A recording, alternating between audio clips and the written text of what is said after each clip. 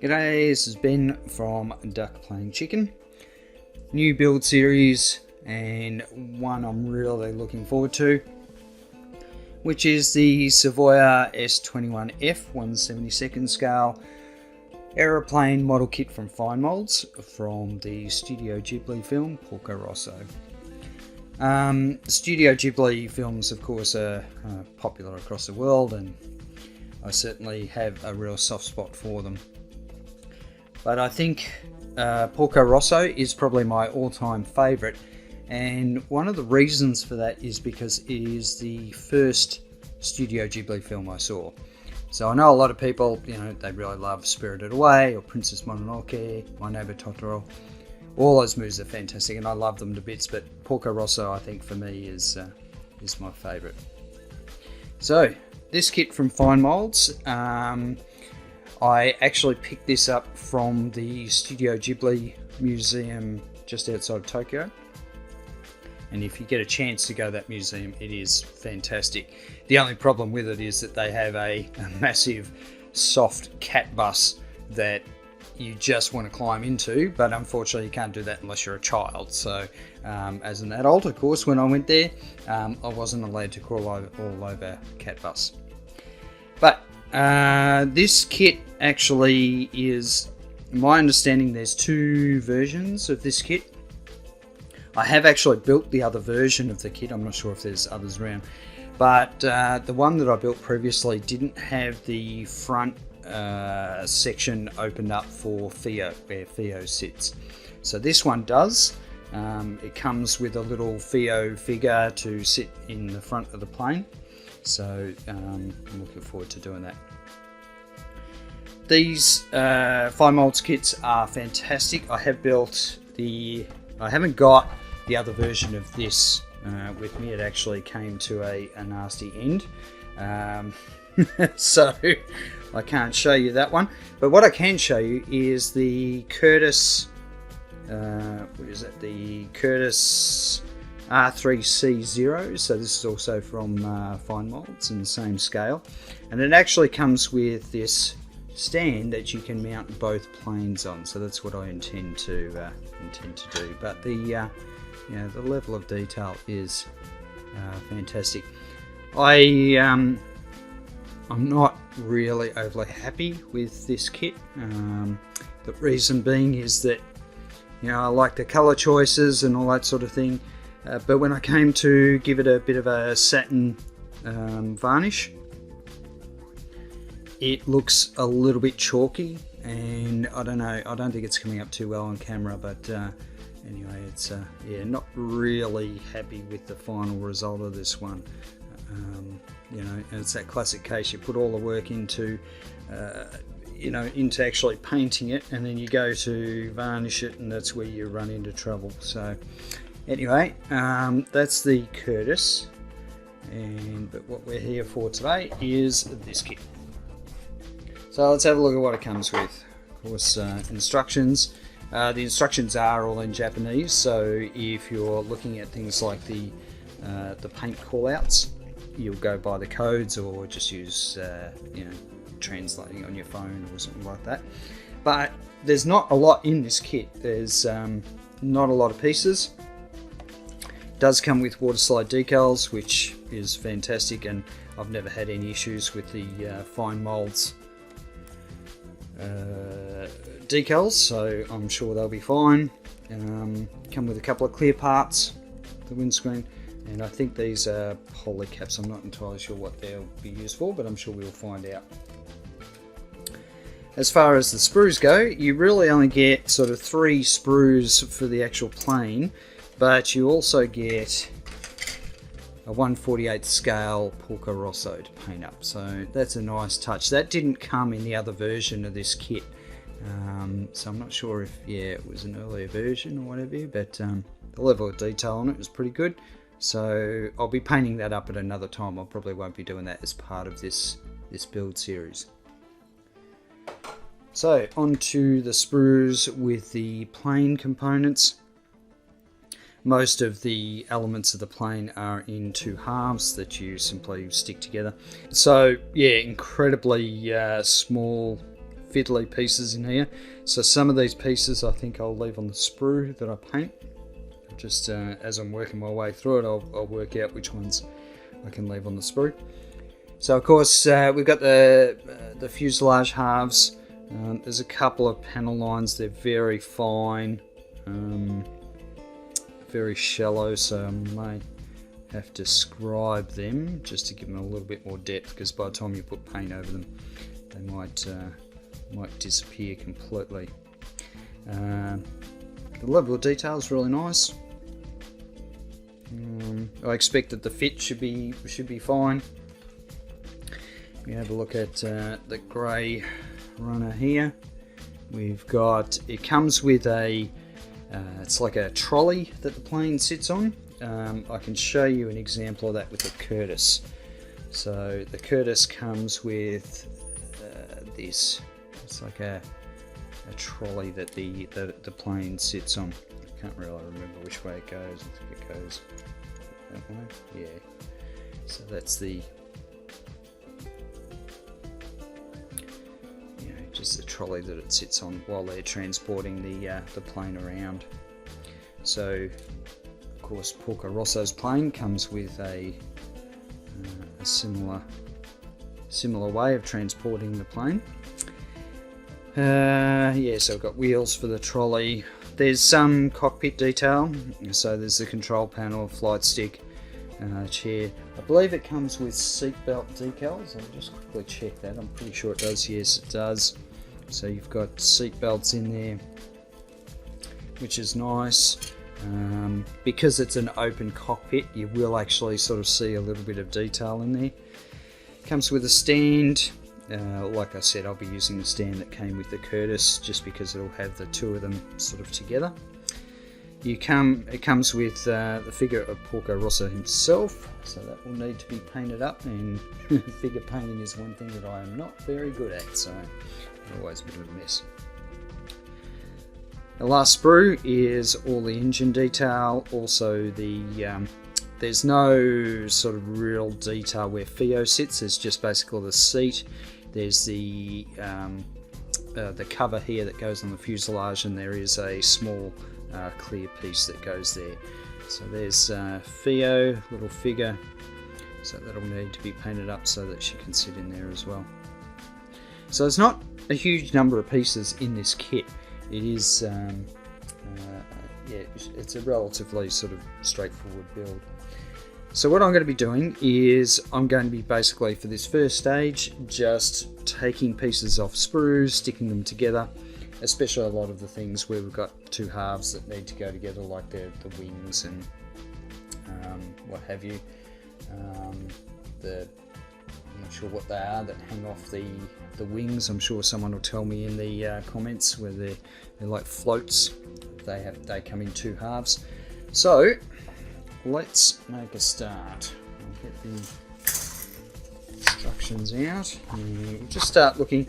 I expect that I'll be just putting together a whole lot of sub-assemblies at this stage. So if I look at sort of the cockpit detail, let's where's my nippers?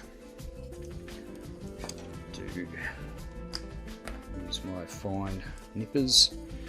So if we look at pieces like, I'll bring it up nice and close. So this control panel here, I'll be able to paint that on the sprue, because you won't see where it attaches to the sprue at the bottom. So it just means it'll give me something that I can actually put a clip on to paint it. So what I'm going to do is try to, let's see, this is going to be tricky. You don't want to stress the, hey, there we go. Alright, so like that. So that way I can clip on the bottom there where it attaches to the sprue. I don't have to worry about super gluing it to, a toothpick or anything like that. So I might do that with a few of the pieces I've got. There's also this back piece which the pilot's chair attaches to, so I'm going to do the same thing here.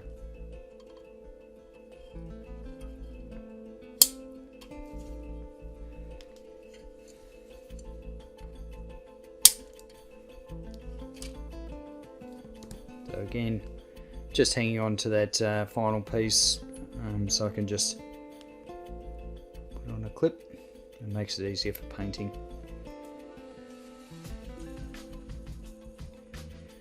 Now the chair.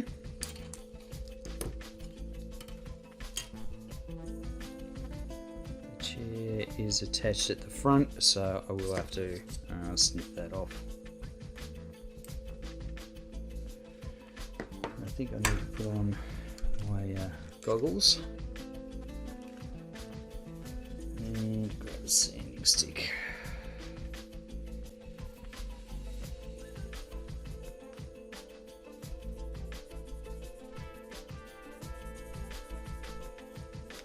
That one I might be able to scrape off.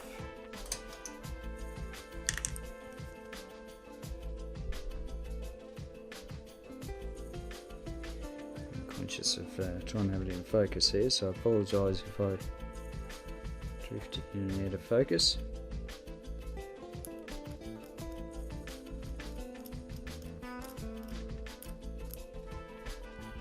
I noticed with the FineMold kits, the plastic is it's a little bit different to the Bandai plastic. I'm not sure. They probably all use different formulas and what have you. But it's perfectly fine to work with. I've never had any sort of problems with it. Alright, I need something a bit. Can you a sanding stick or something?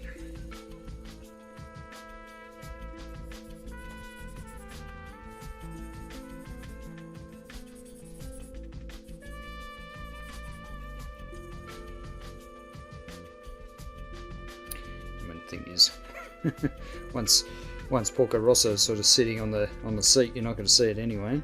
But it's just a tiniest little bit of flash.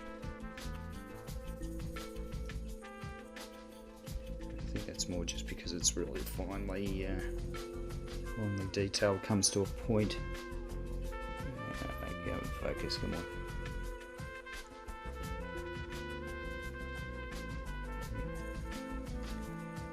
Clean that up. Right. Next, what have we got? Okay, so again, this is the part that with the pedals that will clip into the console, so I will clip that off.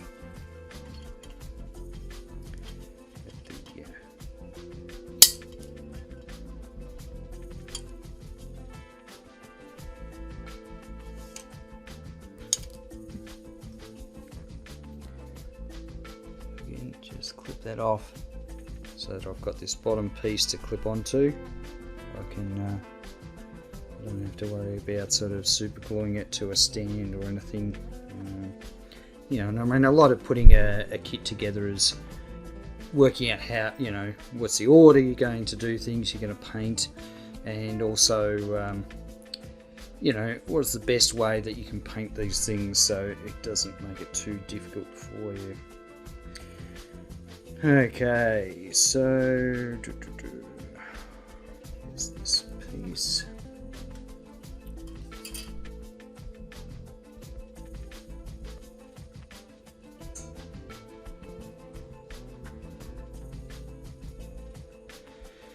Yeah, so this piece number 5 here. Looking at the instructions, it sort of just slots into the sides. I doubt whether the back of it is going to be seen, so again, I'm just going to sort of clip it off at the sprue, so I can put that on a clip.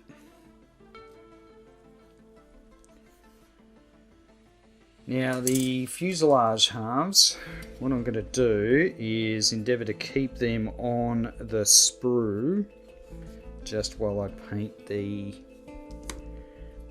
interior in here before I sort of close it all up.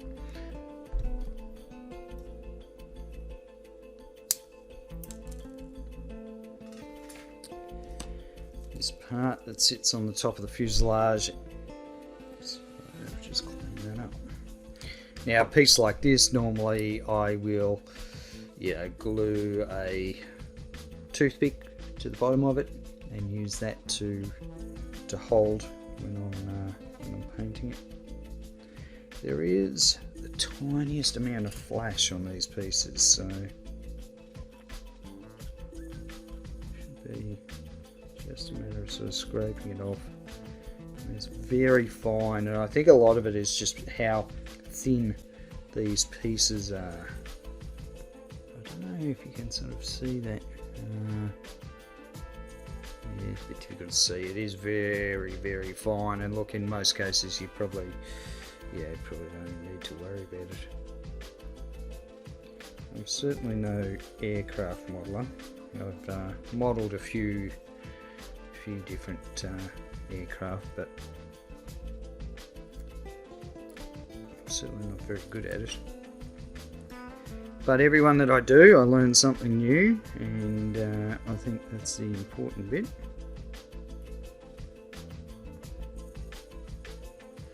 And so one lesson I've learnt in the past is don't paint all the parts separately and then try to put them together, like the fuselage and that sort of thing. So you're actually better off doing masking, putting it all together and masking things off. So I learnt that lesson pretty early on in the piece. Couldn't understand why everyone would put the whole plane together and then spend hours and hours masking stuff. Well, I soon learnt why people do that.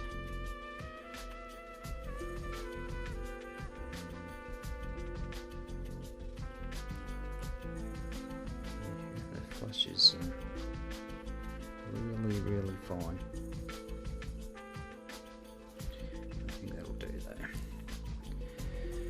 So this piece will end up getting glued into the fuselage once I've got those two halves together. So I'll make sure that got this cleaned up properly.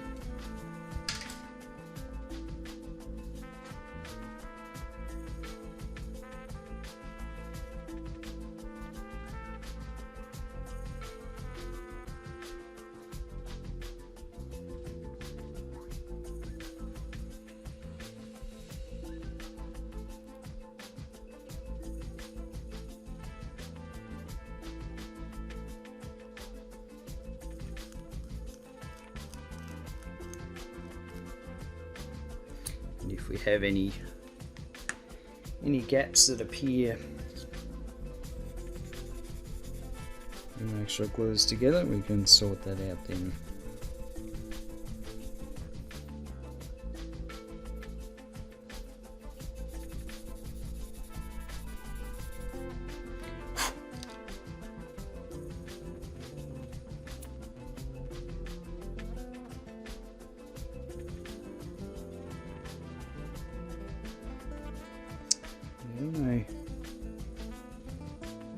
It's really hard to see, but there is fine flash all the way around. I think a lot of this would probably disappear once you've got it sort of glued in, and I doubt whether it's going to affect the fit. There you go. Okay, so next we've got these flotation tanks, are they? I'm not sure if they I know they keep the plane stable when it's in the water, but I'm not sure if they I doubt whether they would contain fuel, but I don't know if they serve another purpose. Okay, what do I want? A5 and A6.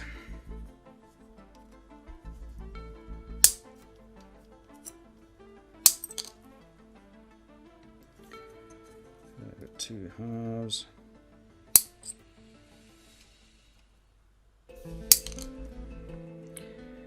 Now when I'm cutting, I always sort of cut into the heavier part of the sprue. Just, I think probably more out of habit more than anything else. I know I should probably cut closer to the connector point.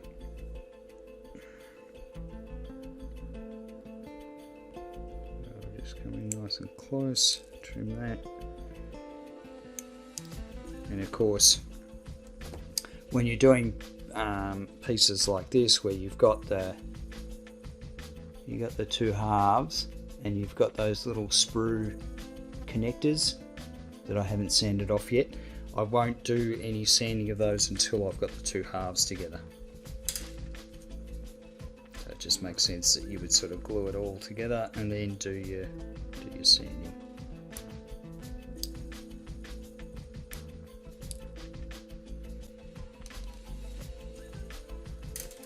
So there are a couple of pins to line this stuff up. I'm just going to do a dry fit first. Yep, pretty well. Be able to sand that join.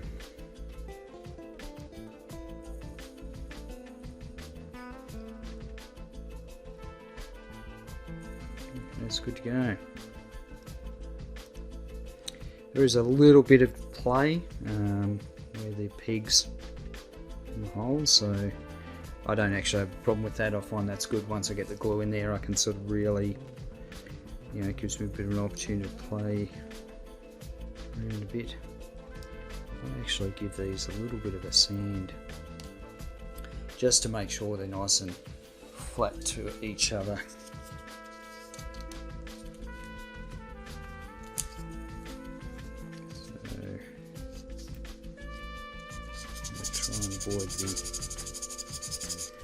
Avoid the pegs, but just give it a little bit of a sand. It also means the glue will stick a little bit better around the edges.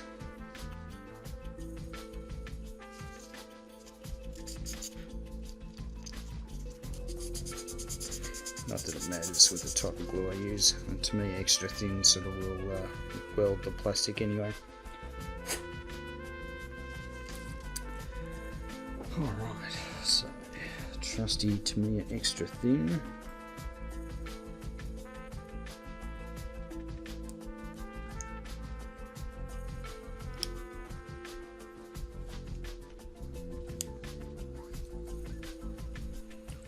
That's on top.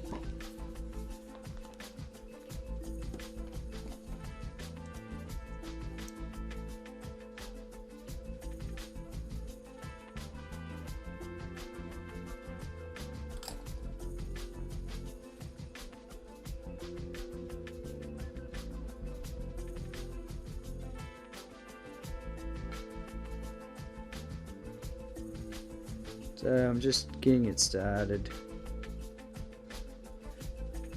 using the capillary action of the very fine glue to fall into the gaps and be sucked in there. You really just need to touch it on the edges, you don't want to go overboard with it.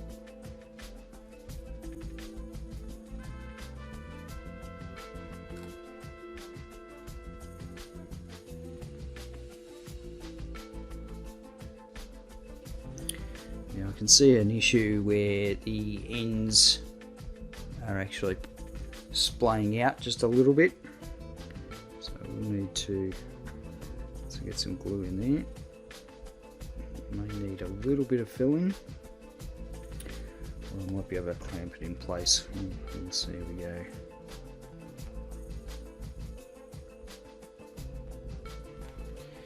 Now the struts that these tanks are held on with, there's tiny little gaps at the base of those struts, so I'm just going to sort of pile in a bit of glue around there, and hopefully the plastic sort of just melts around it.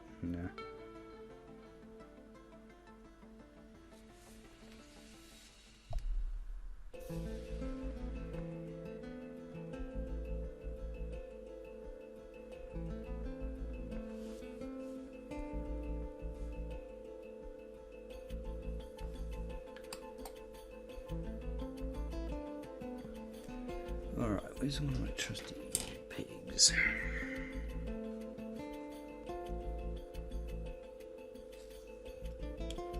Okay, so this is a classic case of having a piece that is difficult to clamp.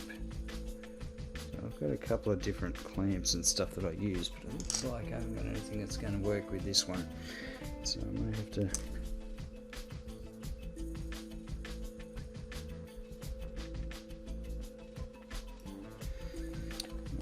use finger force. Of course, the issue with that is you do not want to get glue on your fingers and then glue on the model and then put your fingers on the model, because that is guaranteed to ruin your day, and I have done it way too many times.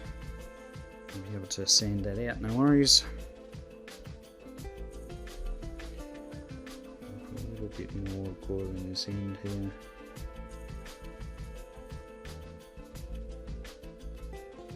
And at the end of the day, you do have to consider the scale of these things at 1/72 scale.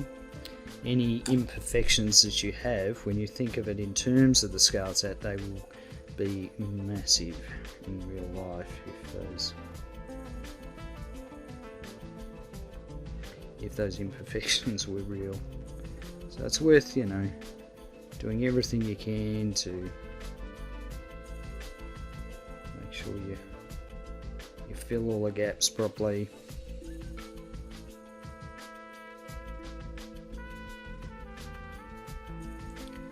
And we can see I've got glue on my fingers.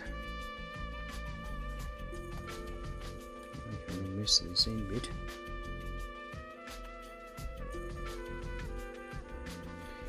We'll be able to sand all that out.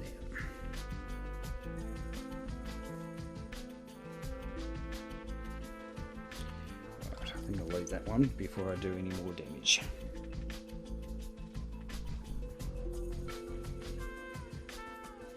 I'll just pause it there, get the other one done. I don't think you need to see it again. Alright, back. I've just glued these two together, so I'll give them a good amount of time to dry before I start sanding them. And I think I will actually paint these separately before I stick them onto the wing. I just want to make sure that you know, because I'm going to have to mask off the bottom of these are actually a light brown or a tan color and the top are red, so I think it's going to be easier to mask these off and paint them. Although, you know, they do give you decals, so I haven't decided whether I'll use the decals or paint the underside of the plane. I think I'll probably end up painting it just because it's going to be such a large area. I think it's probably going to be better than just trying to sort of get all these decals fitting properly. So onto the wings.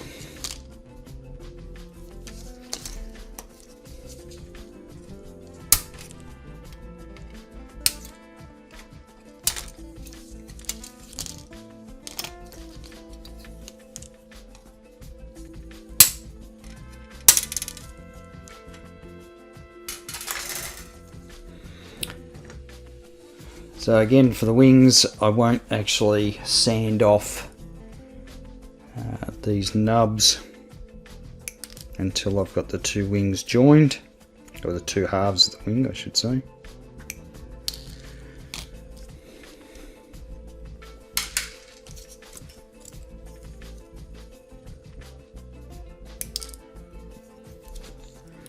Love to hear from anyone in the comments who's built this kit before.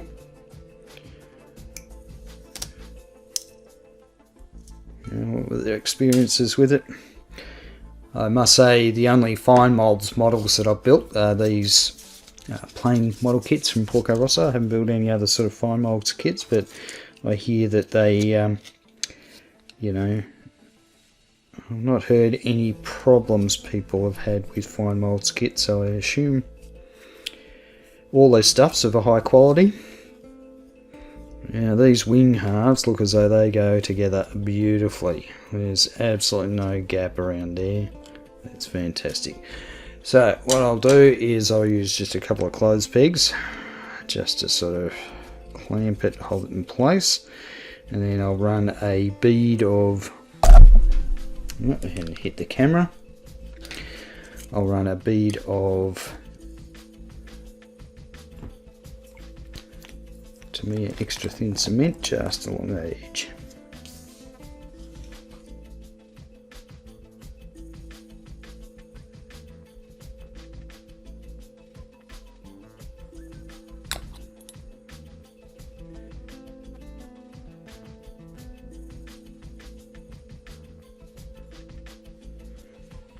It really doesn't need that much, because you're running glue all the way around the edge of it.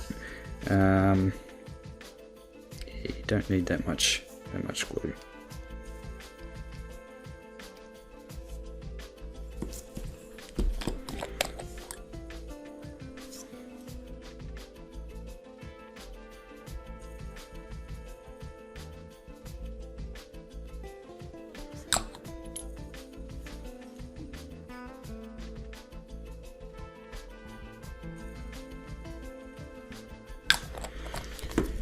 I will be mounting the wing on the fuselage before I do the painting.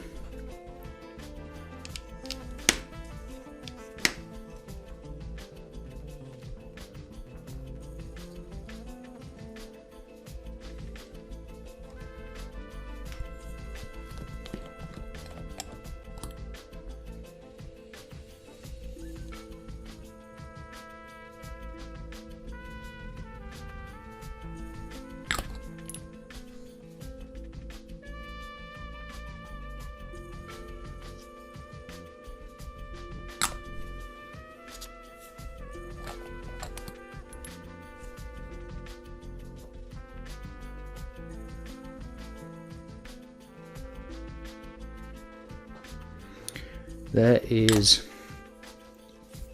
beautiful. There is no gap on the leading edge of that wing.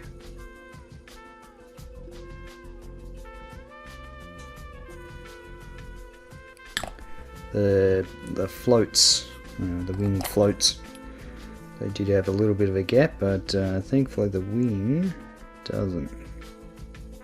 Because of course it's always most noticeable on the wing if they don't, if you have to putty it and fill gaps and all that sort of thing, it's harder to clean up so that it's invisible.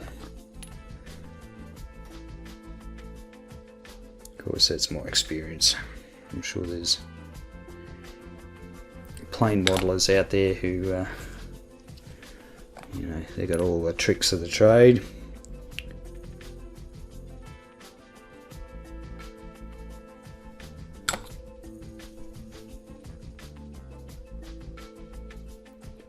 So this extra thin cement has certainly revolutionised modelling for me. When I was a kid, of course, like most people my age, it was a tube of cement you would get with a model kit, and trying to glue anything cleanly was a nightmare.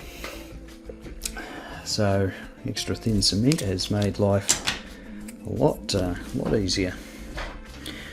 Alright, so clean up a little bit here. So fuselage halves I'll come back to later. We've done the wing. Next we have the engine. Okay, 2E3.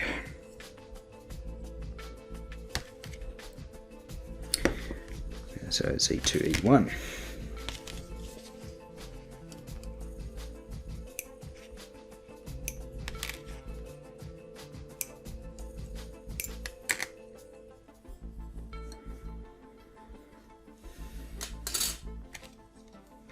Now again, it's got these nubs which I will clean up once I've got the two halves stuck together. So I'll just stick them just shy of the edge of the part. And I apologise if you can hear a baby magpie in the background. They are quite noisy when they are asking for food from their parents. Being summer at the moment here in Australia, it is one of the most common sounds that we have around our place is baby magpies. Baby magpies and baby galahs. If you've ever had a baby galah go, they are quite noisy.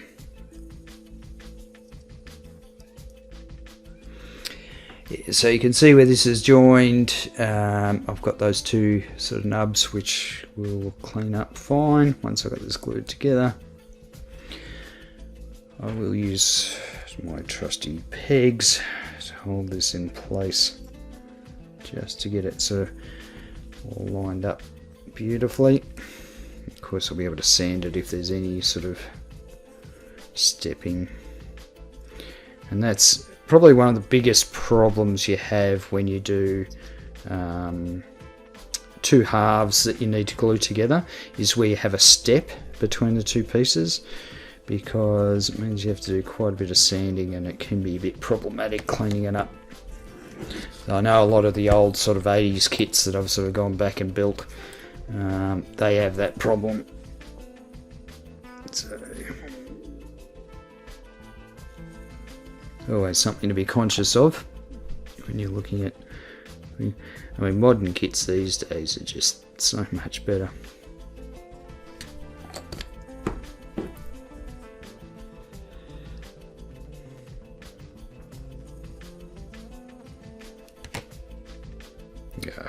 I just put my finger in the glue. You can see the mess that's made. Thankfully that is in a spot that it won't be seen, but do as I say, kids, not do as I do. Alright, put that to the side, let that dry for a bit. I use 7.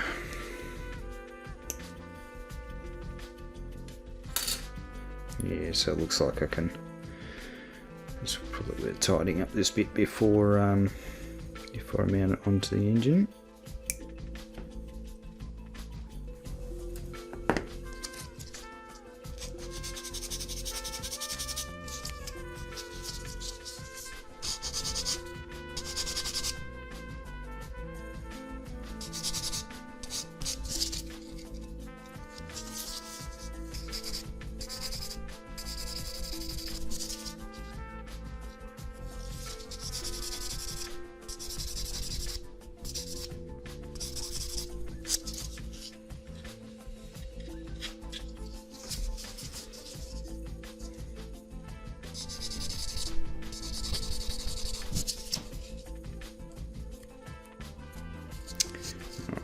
That's pretty good.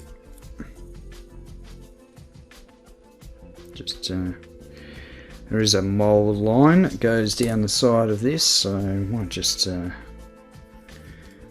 scrape that because it doesn't look like it's supposed to be there.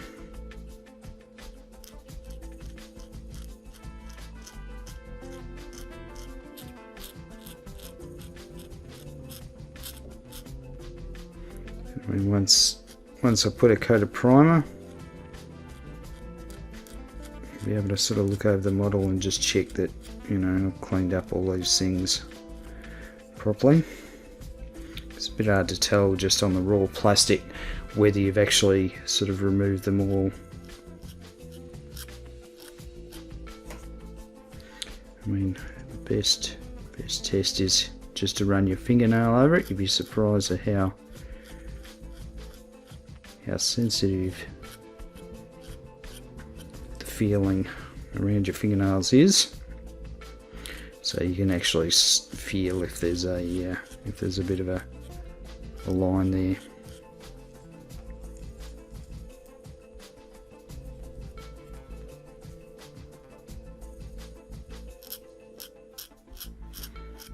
As always, it's just about sort of taking your time. No rush, this is a hobby. Unless of course you're doing a commission and then you are doing it by, you are concerned about time. But for me, it is purely a hobby. I don't think anyone would pay for my model kits anyway, so I don't do commissions.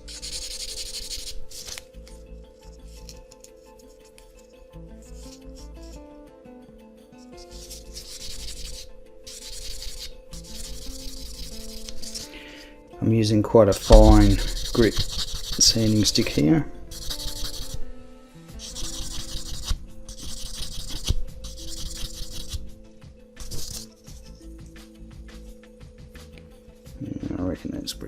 gone, that same one. So, okay, what do we got? E6.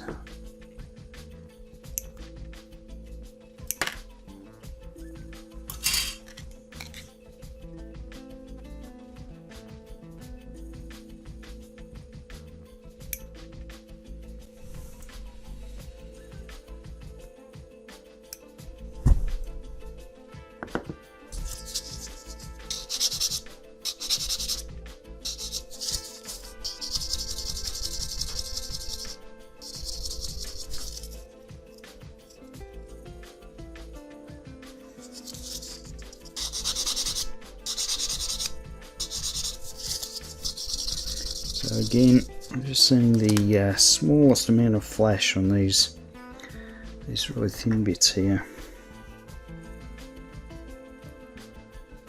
And I'm trying to scrape it off without the blade sort of catching on it. As soon as the blade catches, it'll put like a. Gotta stop hitting the camera. It'll put a bit of a dent in it, so it's just. There's quite a bit of flash on this piece, I'm not sure why.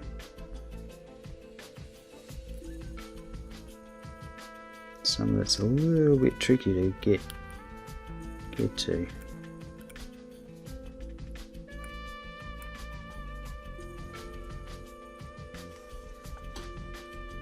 Very fiddly.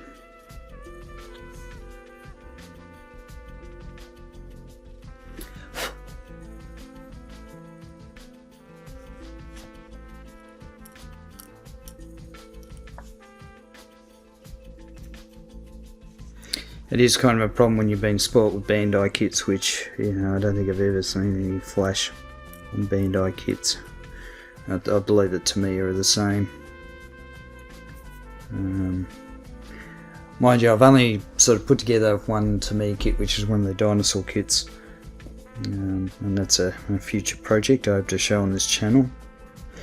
I've only put it together, I haven't painted it yet, but that had a bit of flash, but that's a pretty old kit. To me, dinosaur kits are quite dated now. But yes, I mean, it looks as though the flash is only pretty minimal on this kit, which is good. E8, the front of the business end of the engine.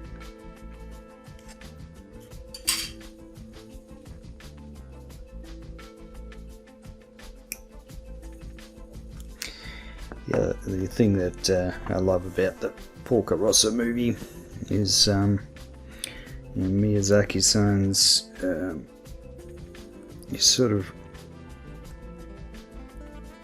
he has this great way of looking at older technology. You know, I mean, this movie is all sort of about the golden age of boat planes, and has this fantastic way of sort of you know, taking what was around in the real world and making it sort of fantastical and a lot of fun. Reminds me a bit of an illustrator named Bruce McCall. And I believe he was the illustrator for the New Yorker magazine, but I know he's published a few books. And one of my favourite books of his is called Zany Afternoons, and he has a bit of an obsession with sort of older technology as well, and turns it up to 11. So, for example, he'll have, you know, these massive boat planes, or, you know, that would never have flown in real life, but they kind of have this what he calls a sense of faux nostalgia, which I love the idea of that. It's sort of a nostalgia for things that were in a time that never happened. You know, they weren't quite right. It ties into that looking at things through, or looking at history through rose-tinted glasses. But yeah, I think the Porco Rosso does that really well when it comes to that era of sort of dog fighting and, yeah, boat planes. And of course, if you haven't seen the film, please do, because it is fantastic. It's good fun. Alright. Now, what's this guy? This is one of the polycaps, I believe. So, looks like I have to put that in.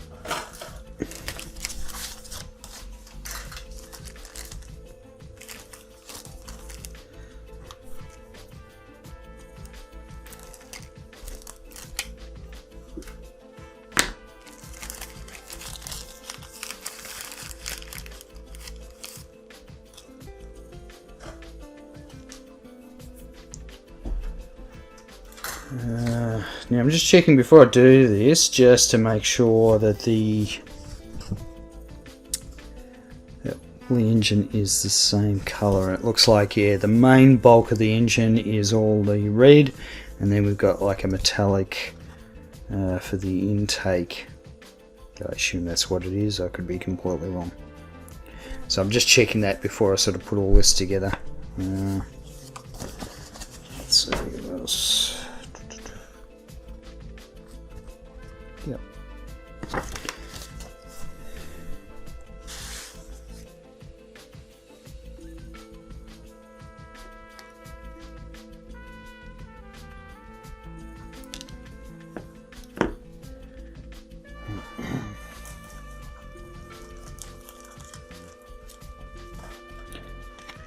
So I'm not sure if there's anywhere else we need one of these poly caps. But they've given us 2 in the kit, so maybe just in case you lose one or something. Oh, that's tiny.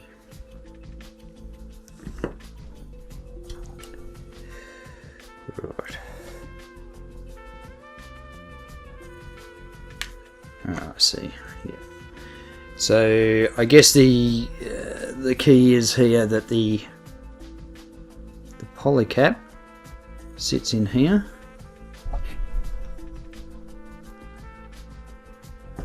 Sits in here, and then there's a piece that slips over the top of it that holds it in place but allows it to spin.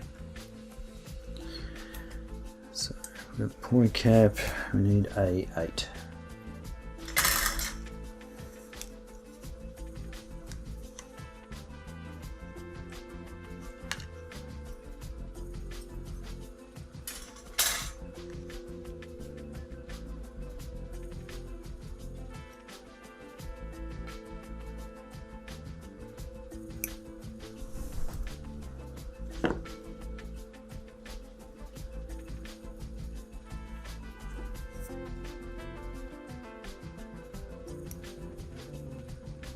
Oh, there's a bit of undergating there. I don't know if it's just the nub bent over or not.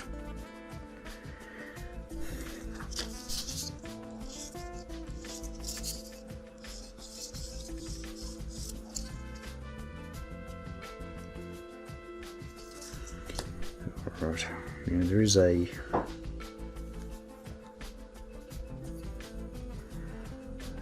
there's like a little divot, a bit of a key that slots into the right place here, so I'm just going to drop it in, make sure it all lines up, and then just run a bead of glue around it, and make sure I've got that. There we go.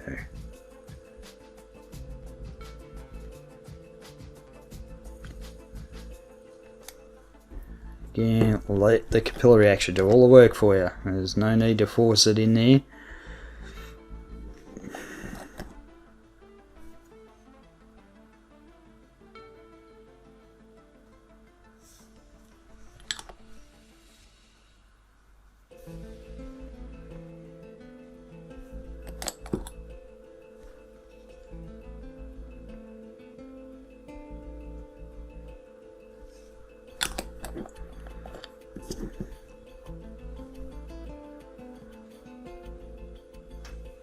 Okay, looks pretty good. Right, what do we got here?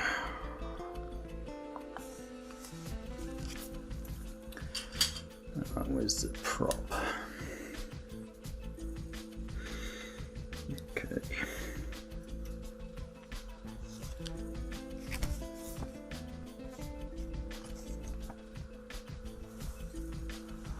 So it looks like the prop tip here is a different colour, so I might leave that separated just to make it easier to paint. What we can do is clean this up.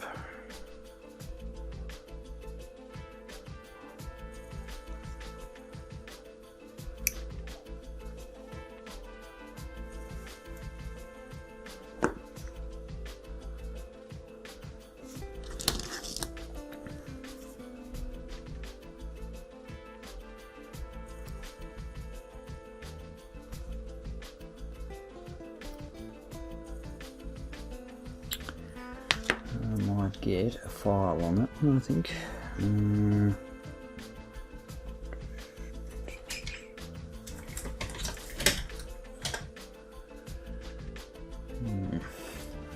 My files, I'll leave them. Okay.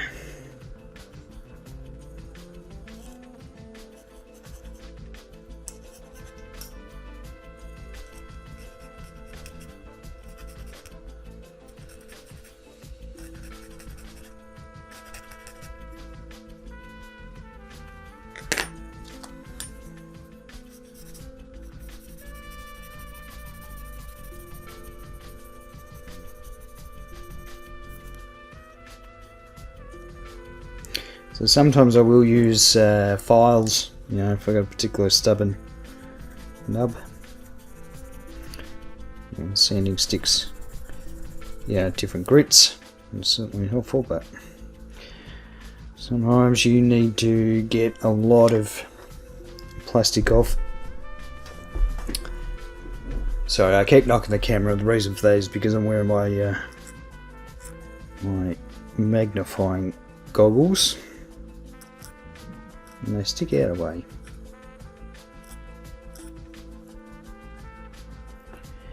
So you'll have to forgive me because I'm still working out the best way to do the filming of this stuff and just trying to make it better for the audience. I'm just cleaning up the smallest amount of flash along the edge of the prop. Now, I believe it's just because it gets so narrow, it's such a sort of sharp edge that, yeah, there's a little tiniest amount of flash. Easy enough to clean up though.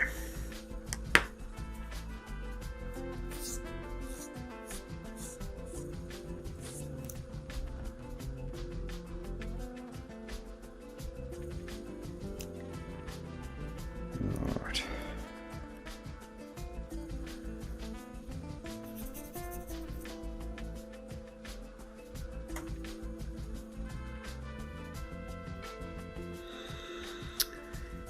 Okay, and in the tip, which is C5.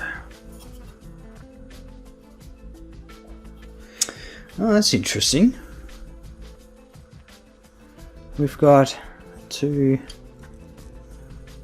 propellers. They look, for all intensive purposes, identical. Actually, they're not. It's around the other way. That's interesting, isn't it? I wonder why they've done that. So they've said to use E10, which is the red one, and then C5, which is this tiny piece here. But it's just interesting, there's a separate prop here. I'm not sure what that's for. You know what? That's alright. Worst case scenario, it is another part for the drawer of scraps, and the drawer of kit bashing bits and pieces. Never throw away any parts you get spare out of a model kit, because you never know when you might need to use them. And not just for, even if you're not into kit bashing, but stuff like if you're doing dioramas, if you're, you know, if you've lost a piece from a kit, you may be able to cobble something together with the spare pieces you've got from other kits, especially if you tend to stick to the same genre of model kits. So for example, if you're into Gunpla, you might have Gunpla kits tend to sometimes have some spares. So if you hang on to those and then one day you lose a particular piece, you might find with some easy modifications you might be able to put something together to replace a lost piece. Alright, so that's all the engine parts sort of cut out. Let's see, how's this? Yeah, this is all, so it seems dry now. So what I'll do is I'll clean that up.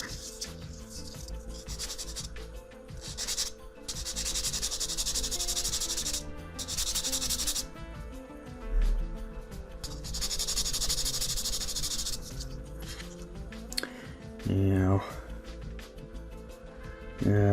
looking at this, I think I might just use the file, get in there and get the job done.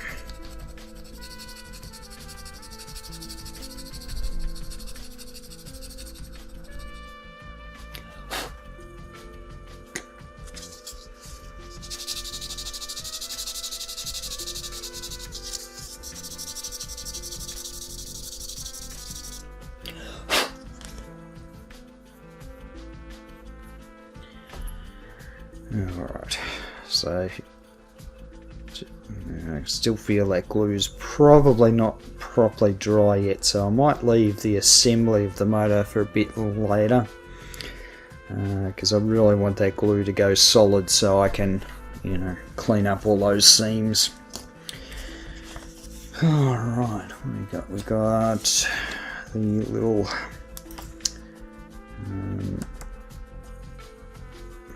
compartment lid, I guess, of where Theo sits.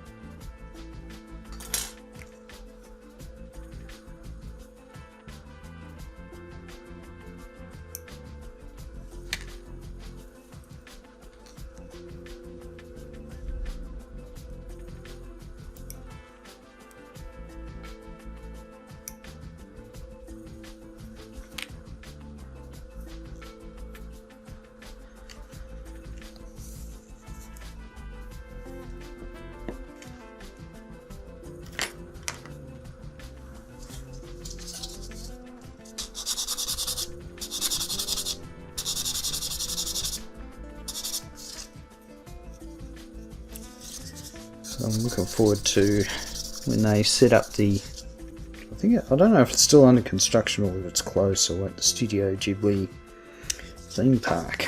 Looking forward to that one.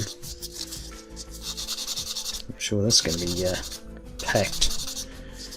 And the Studio Ghibli museum is quite small, and they limit the number of people that can go through at any given time, which is good because it is not a large place, but it is really well set up museum. It's good for the kids. I mean, the kids love it because there's lots of sort of hands-on activities and things they can get involved with. But also good for the adults because they sort of, there's a lot of information in there about the process of the animation being made, and a lot about Miyazaki-san. So yeah, it's good for all ages, that's for sure. Not cheap, but definitely a great experience. Alright, we've got a couple of clear parts here for for the windscreens, but I don't want to cut them out. Let's have a look at those.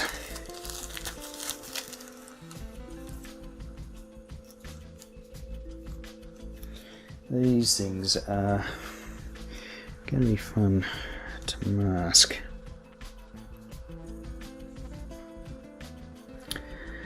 Not sure.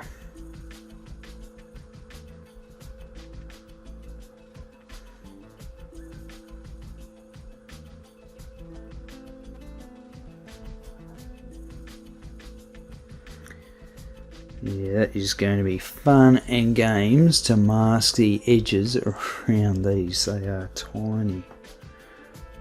It's going to be fun.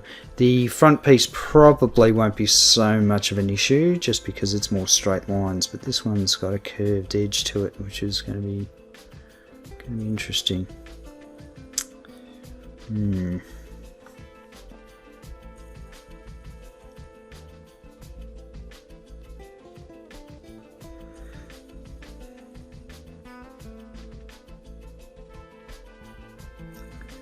Might come back to that one. Don't heart too hard for now, basket. Alright.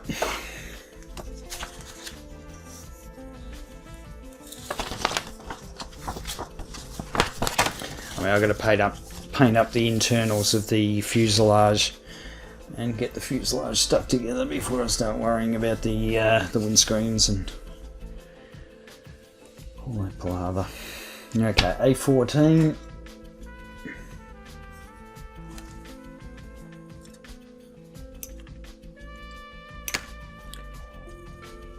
This is a single piece, it's not done in two halves.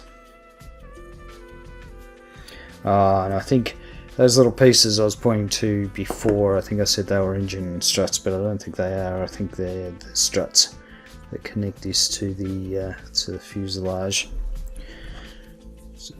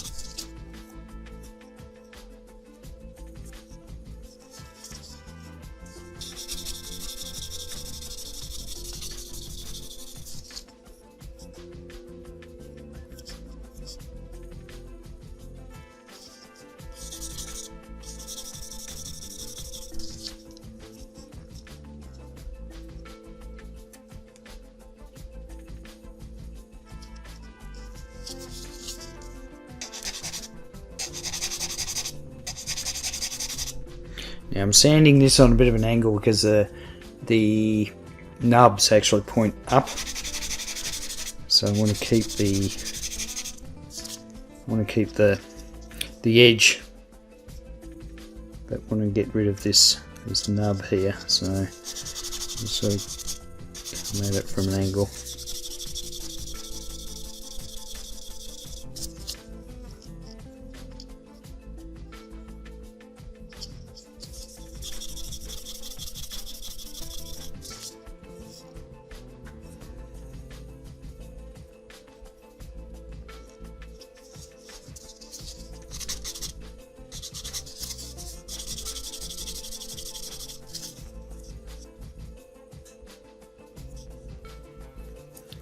Also got to consider whether I'm going to rescribe some of these lines. Some of them are quite deep, and then some of them are really shallow.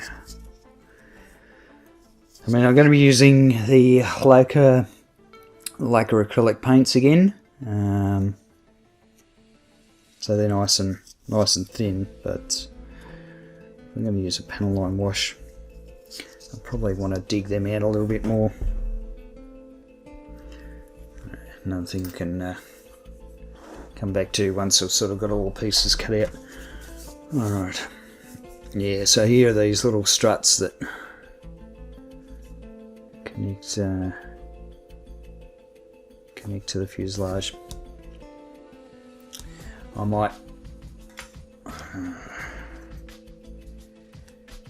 Okay.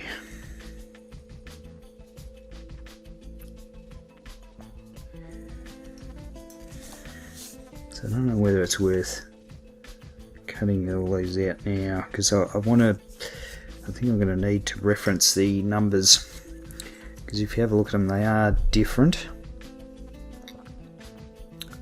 They are slightly different, so I'm thinking I might need to keep those on the sprue.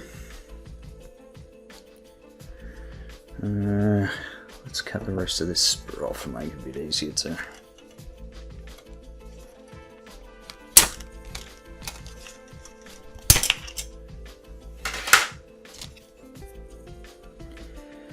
Right. So, like I said before, I'm going to keep the fuselage halves on the sprues, just so I can paint all this internal detail in here. So what else we got?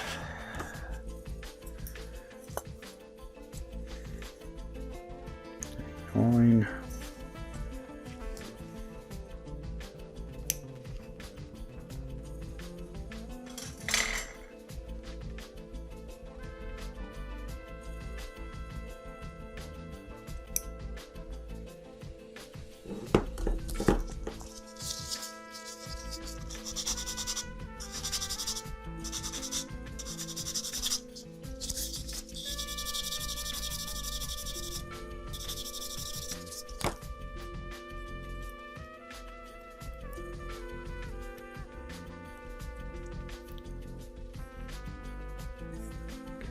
That's pretty good.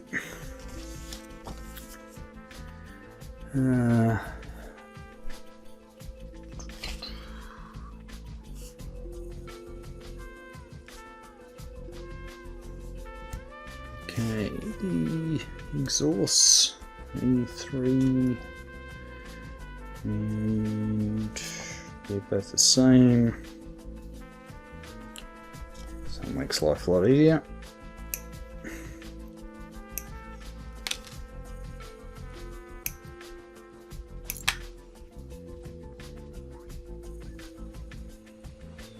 So try and keep remember to be on camera.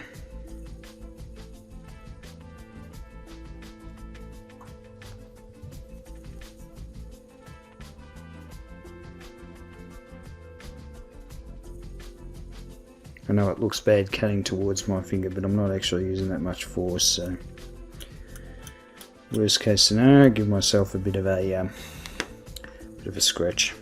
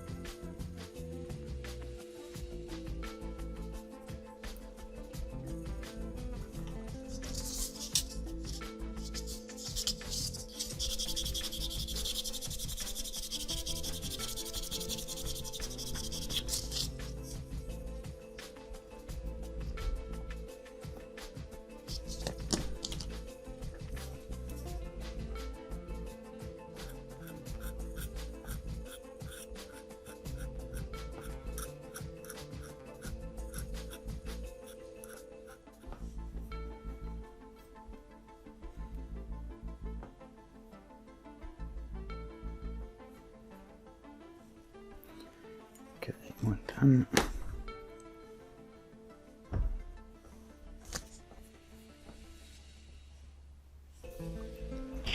Which I think the instruction playing havoc with the autofocus, so let's get rid of that.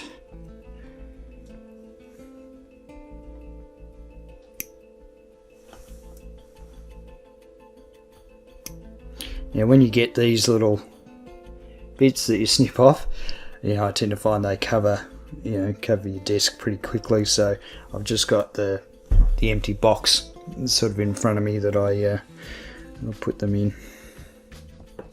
Just saves the workspace getting overly messy with little bits of plastic floating around everywhere.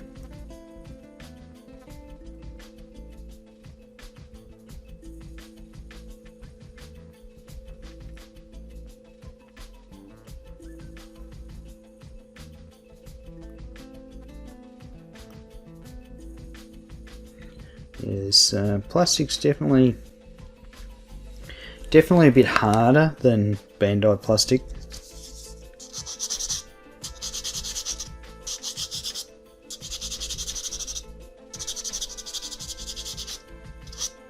I guess just coming off a Bandai build with the perfect grade, just you get that muscle memory with working with plastic after a bit,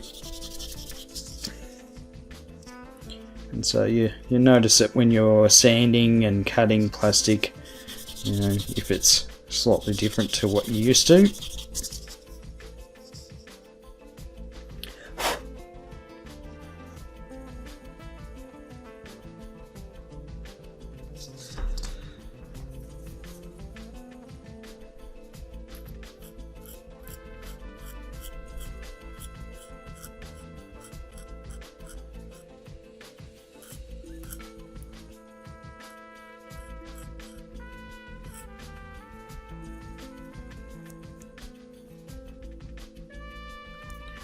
Alright, exhaust manifold's done. Alright, now we have Fio, last part on, what's this, sprue E.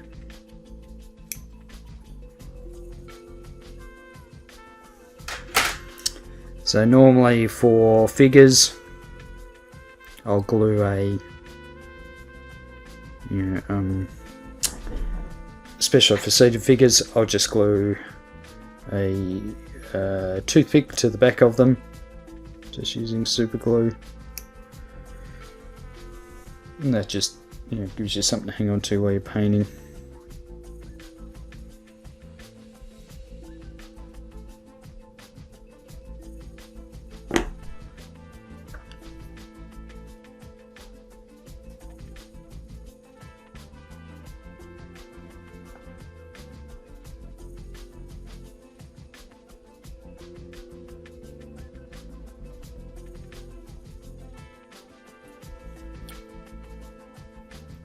There's just a bit of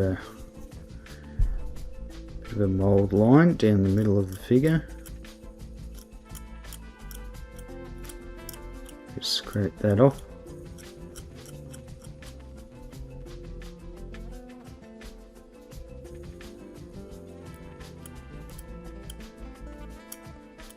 It's going to be far from perfect, I think. It's always tricky removing seam lines from figures because you don't want to lose any of the detail that's on there, but at the same time, if you leave the seam line there, it is very obvious when you have it all painted, especially if you're going to use an enamel wash. The enamel wash will be attracted straight to that seam line and just highlight it, make it extremely obvious. So of course you want to avoid that.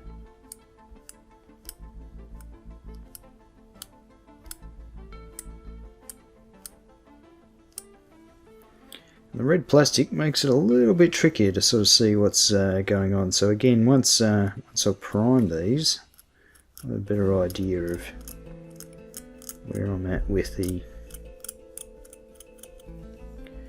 cleanup that's required.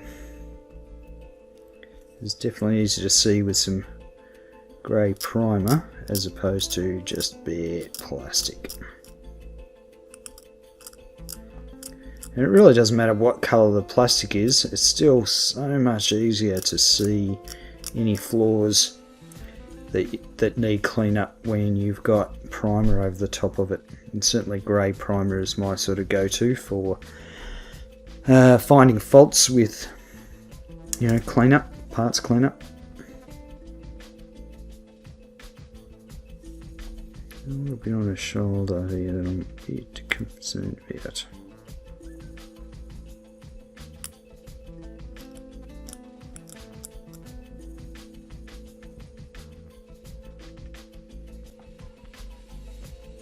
Okay, I think she's good to go.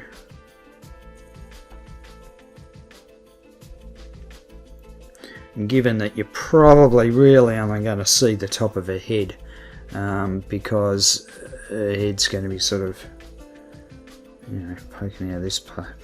So yeah, you're not going to see much of her at all. Literally just her head poking out.